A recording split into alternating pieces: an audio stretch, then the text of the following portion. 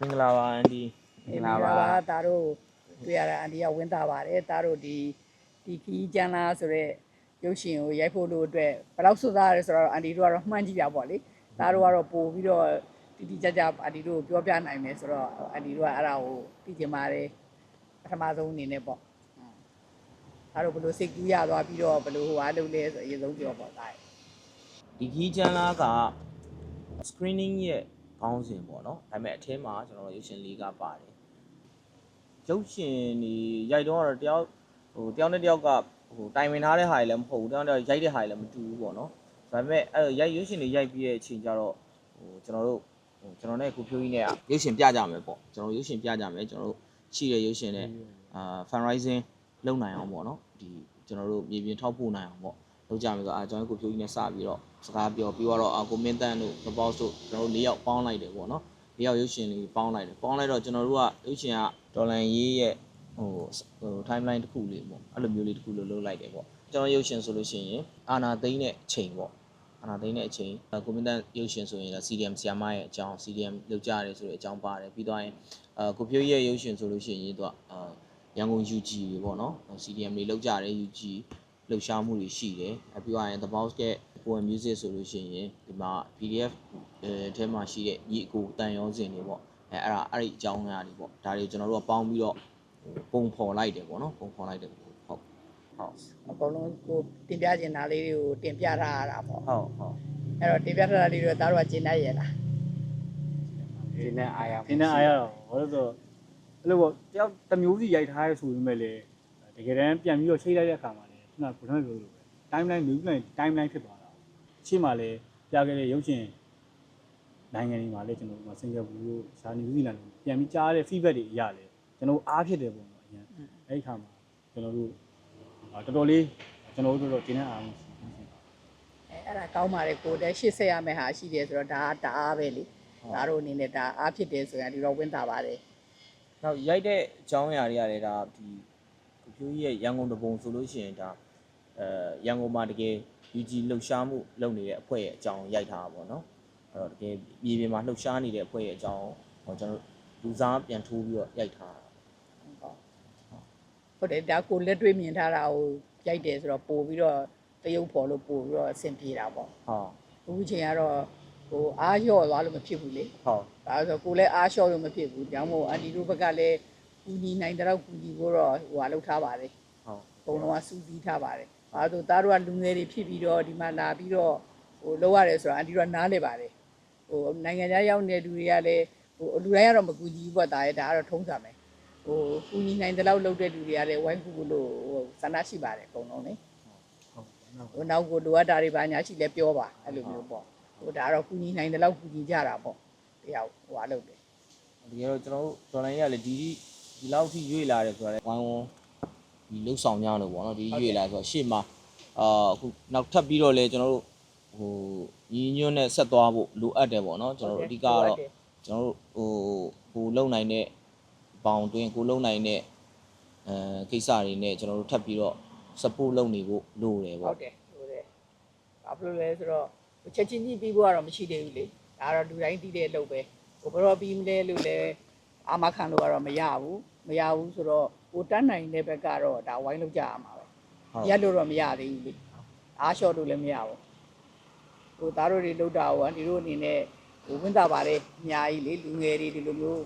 းဟိုစီစီလုံးလုံးနဲ့ဟိုစူးစမ်းပြီးလုပ်ထားတယ်ဆိုတာကိုလေဒီလိုပါဖြစ်ပါတယ်ကျေးဇူးတင်ပါတယ်အဓိကတော့နောက်ွယ်ရနေပြီးတော့အန်ဒီတို့လိုဟိုနောက်အခြားကျွန်တော်တို့ရုပ်ရှင်တွေကြည့်ပေးကြတဲ့ဒီဒေါ်လာရင်းကိုထောက်ပို့နေကြတဲ့သူတွေရှိနေလို့ကျွန်တော်တို့လည်းရှေ့ဆက်လို့ရနေတာပေါ့ဟုတ်တယ်ဟိုဒါကတော့ဖက်ကဝိုင်းပြီးတော့ကူရတာပေါ့လေဒါတော့ကိုတယောက်တည်းနဲ့ကတော့ဘာမှလုပ်လို့မရဘူးဟိုဘယ်သူမှတယောက်တည်းနဲ့လုပ်လို့မရဘူးလေဖြစ်လာတဲ့နှစ်ကအခုမနေ့တနေ့မှဖြစ်တာမှမဟုတ်တာဒါအစကားစားတက်တယ်ဆိုတာဒါနောက်ဆုံးဖြစ်တဲ့အပိုင်အရှိရာတွေလည်းအများကြီးရှိခဲ့တာလေအဲ့တော့ဟိုစီယုံကြီးကတော့အရေးကြီးပါတယ်ဒါတို့လည်းညီညီညွတ်နဲ့နေကြအနောက်ပြီးအရေးကြီးဆုံးကကျမကြီးလည်းကိစ္စအဲ့ဒါတော့ဟိုဘယ်လောက်ပဲစိတ်ပါလို့လှုပ်ချင်ကိုမကြမ်းမရင်တော့ဘာလုပ်လို့မရဘူးအဲ့တော့ကိုကျမကြီးလည်းကိုကူးဆိုင်နောက်ပြီးတော့ရက်လည်းမနေနဲ့ဒါတို့တင်စရာရှိရာတွေလည်းသင်ဟ ကိုတိုးတက်ရတိုးတက်ကြောင်းပေါ့လေဒါဒီအခုဒီမှာဒါနဲ့ပြီးသွားမှာတော့မဟုတ်ဘူးဆိုတော့လေ ဟုတ် အဲ့လိုတွေလေစူးစမ်းပါဒါတို့ ရှိပါဒါတို့လက်ရှိမှာတော့၄နိုင်ငံเนาะပြပြီးသွားပြီ ဟုတ် ၄နိုင်ငံမှာလည်းတော်တော်ထိထိရောက်ကူနိုင်ထားရပေါ့တော်များများဆဆပစ္စည်းတွေရောလိုအပ်တဲ့လက်နက်ရိတ်ခါပိုင်းတွေရောရဲဘော်တွေတော်တော်လေးကူနိုင်ထားတဲ့အနေအထားတော့ရောက်နေပေါ့ ဟုတ်တယ် အဲ့ဒါကြောင့်မို့ဒီနဲ့အားရရပေါ့ ဟုတ်တယ် လက်ရှိနေ ကို ဒါပေမဲ့ ကူနိုင်တာကူကတော့လေ ဟုတ် သားတို့ကမျက်စိနဲ့တက်ရိုက်မြင်ရတဲ့လူဆိုတာပို့ပြီးတော့ကူညီခြင်းနဲ့စိတ်ပိုများတယ်လေမမြင်ရတဲ့လူတွေကအဝေးကတော့သူများပြောတဲ့လောက်သိတာကိုကတော့အနီးကမြင်ရတဲ့လူဆိုတော့ပို့ပြီးတော့ခန်းစားချက်ကပို့ပြီးတော့ပြည့်စုံတာပေါ့လေအဲ့လိုမျိုးပေါ့ကိုမမိုးတို့ဘာတို့ကလည်းသူတို့ကတော်ကြီးကိုစူးစမ်းပြီးလုပ်တာဒီထောက်ဖို့ကတော့ ဟုတ် နားကိုမနေတာသူတို့မျိုးမှာလည်းတပွဲပြီးတပွဲကဆက်နေကူညီတောင်းတယ်ဆိုတာကိုကြီးပဲအကုန်လုံးကတော့ဘယ်သူမှမလုပ်နိုင်ဘူးလေတယောက်တယောက်တည်းလိုပဲဆက်ပြီးကူညီတောင်းရတာပဲအဲ့တော့လိုအပ်တာတွေရှိရင်လည်းပြောကြအဲ့လိုမျိုးပေါ့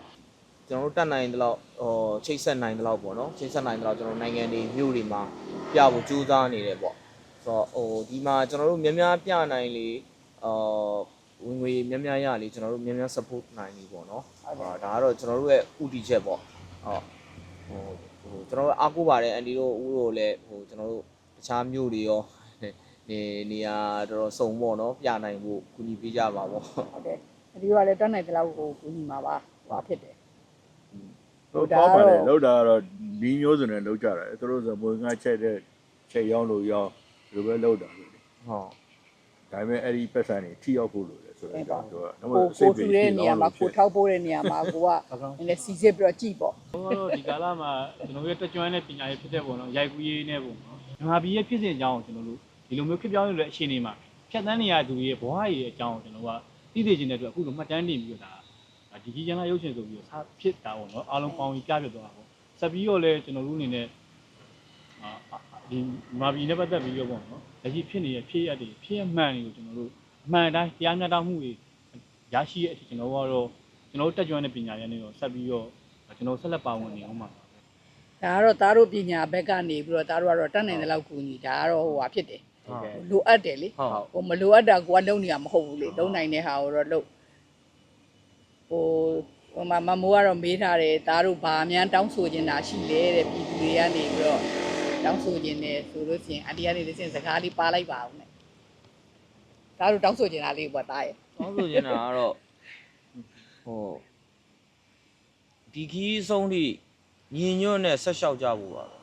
အဲ့ဒါလေးပါပဲကျွန်တော်ညီညွတ်ဖို့ပေါ့ ထုံးမဲ့လည်းပြီးရင်ဆောက်ရတာ ဟုတ်ပါ ဒီဆောက်နေချစ်ပေါင်းဆောက်နေ ဟုတ်တယ်သားတို့နှစ်ယောက်ကဘာပြောချင်သေးလဲအတူတူပါပဲလားအတူတူပဲတော့မရအောင်နည်းနည်းလေးတော့ပြော ဒါပေမဲ့ဟိုကျွန်တော်တို့ဒီလိုဟိုဒေါ်လာရင်းတွေကထွက်လာတဲ့ AdWords တွေနဲ့ဟိုမငီးမညူပဲကူဝေးနိုင်မှုကျွန်တော်တို့ဘက်ကလည်းဟိုတက်နိုင်တယ်များပါဝင်နေရပေါ့အဲ့ဒီပုံမှာလည်းဒီပြပရောက်နေတဲ့အများတန်းပါဝင်နေကြတဲ့ပြည်သူတွေကလည်းအားမလျှော့ပဲနဲ့ဟိုဆက်ပြီးတော့ပါဝင်ဖို့ပေါ့ဟိုပြပရောက်နေတဲ့သူမှမဟုတ်ကျွန်တော်တို့ဆိုလည်းဟိုခေါ်မယ်စိတ်တကြရဲ့အချိန်ကြီးရှိရပေါ့နော်စိတ်တကြရင်လည်းကျွန်တော်တို့အချင်းချင်းရိုက်ထားတဲ့ဟာလေးတွေပြန်ကြည့်ညီများလူတွေနဲ့စကားပြောပြီးွားရင်ကျွန်တော်တို့အဲ့လိုပဲသွေးနှွေးရတာပေါ့ အေးပေါ့ ဟိုပြန်အားယူ ပြန်အားတင်ရတာ ကိုယ့်ကိုယ်လည်းပြန်အားယူ ပြီးတော့ဟိုလောက်ရတာ အဓိကတော့ကျွန်တော်တို့ဒီဘက်ရောက်နေတဲ့ကျွန်တော်တို့ရဲ့မိသားစုဝင်တွေနေပေါ့နော်ကျွန်တော်တို့တွေကိုမမေ့ကြဘူးဒီကကျွန်တော်တို့မမေ့ကြဘူးဆိုတော့ကျွန်တော်တို့ဒီနောက်ပြည်တွင်းထဲမှာကတော်ထဲမှာရောက်နေကြတဲ့လူငယ်တွေဆိုတာအများကြီးပဲလေနော်တော်လူငယ်တွေအများကြီးပဲမြို့ဝယ်မှာဆိုတာနည်းနည်းပဲကျွန်တော်တော်ထဲမှာသူ့အနာဂတ်တွေရင်းပြီးတော့ဘဝရင်းပြီးတော့တချို့ဆိုလည်းကျွေးလင်းသွားကြတဲ့လူငယ်တွေကအများကြီးပဲပေါ့နော်ဒီလိုလူငယ်တွေတော်ထဲမှာအများကြီးကြံနေကြသေးတယ်ဆိုတော့မမေ့ကြဘူးပြီးတော့နောက်ဆိုလို့ရှိရင်ကျွန်တော်စစ်ဘေးဒဏ်တင်နေတဲ့ဒါစစ်ချောင်ပြည်သူတွေဆိုတာလည်းအများကြီးပဲဒီမှာရှိနေတဲ့ပြည်သူတွေပြီးတော့တော်ထဲမှာရောက်နေတဲ့လူငယ်တွေပေါ့နော်သူတို့တွေကြည့်လိုက်မယ်ဆိုလို့ရှိရင်သူတို့တွေအတွက်ကအနာဂတ်ခွင့်လန်းဆိုတာကဒီချင်းနေဆုံးသက်မှာတို့အနာဂတ်ခွင့်လန်းကနင်လာရမှာပေါ့နော်မဟုတ်ဘူးဆိုလို့ရှိရင်တို့အနာဂတ်ခွင့်လန်းက ဟုတ်တယ်ညှော်လင်းလို့မရ လ ဘူး င်းလို့ ဖြစ် တော်တော်မရတော့ပါပေါ့နော် ဆိုတော့ကျတော့ဒီလိုလူငယ်တွေဒီမှာကျွန်တော်တို့ဒီပြည်တွင်းလေးမှာရှိနေတဲ့ကျွန်တော်ရဲ့ပြည်သူတွေကိုမမေ့ကြဘူးပေါ့နော်အဲ့ဒါကြီးတစ်ခုပဲကျွန်တော်တို့တောင်းဆိုချင်ပါတယ် ဟိုသားတို့ဟိုပေးခြင်းနဲ့အန်တီတို့ပေးခြင်းနဲ့ message ကိုသားတို့ဟိုဟာလုပ်ပါပြောပြပါဒါကတော့အန်တီတို့ကတော့ဟို US ဘက်ကနေဒီလိုလို့ဟိုဟာလုပ်ထားတယ်ဆိုတော့ US တို့ပေါ်တာရယ်တခြားတိုင်းပြည်တွေကတော့ဟိုသားတို့လည်းကူမှာပါပဲဒါကတော့ဒီကူရမယ့်လူတွေဆိုတော့လေအဲ့တော့ဒါပြောပါ ရှင်းမှာတော့ကျွန်တော်တို့၄နိုင်ငံတော့ပြခဲ့ပြီးသွားပြီပေါ့နော်အခု၅နိုင်ငံမြောက်နေတယ်ကျွန်တော်တို့ US ကိုကျွန်တော်တို့ပြနိုင်ကြိုးစားနေပြီပေါ့နော်အဲဒီအတွက်လည်းဘဝင်းကူညီအားဖြည့်ပေးကြဖို့နဲ့ပြနိုင်မယ့်ရက်လေးတွေလည်းကျွန်တော်တို့ပြန်ပြီးတော့ချင်းကြီးကြဖို့တော့အားလုံးတောင်းဆိုပါတယ်လို့ အန်တီတို့ကလည်းတတ်နိုင်ဆုံးစူးစမ်းပါမယ် ဟုတ် သားတို့တွေကိုလည်းကိုကြမ်းမာရေးကိုယူဆိုင်ပါเนาะဒီတဲ့ပို့ပြီးတော့လည်းတိုးတက်ပါစေလို့အန်တီတို့ကဆုတောင်းပါတယ် ဟုတ်ကဲ့ပါကျေးဇူးတင်ပါတယ် ဘဝင်းအားဖြည့်ပေးလို့ကျေးဇူးအများကြီးတင်ပါတယ် အဲသားတို့လည်းကျေးဇူးတင်ပါတယ်